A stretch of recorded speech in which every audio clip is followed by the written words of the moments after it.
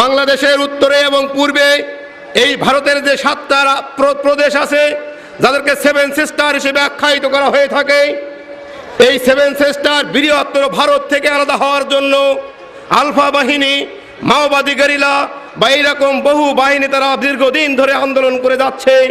অথচ কোনো মিডিয়া তাদেরকে কোনো অবস্থাতেই জঙ্গি সংগঠন হিসেবে আখ্যায়িত করে না।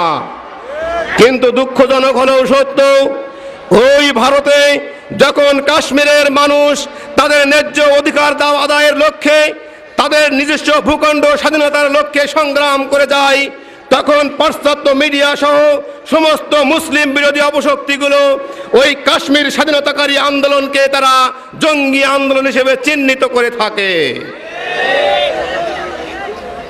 দীর্ঘদিন আগে এই কাশ্মীরে আন্তর্জাতিকভাবে আলোচনা হয়েছে, জাতিসংঘের পক্ষ থেকে সেখানে এই প্রস্তাব এসেছে যে কাশ্মীরের জনগণের ভিতরে গণভোট দিতে হবে।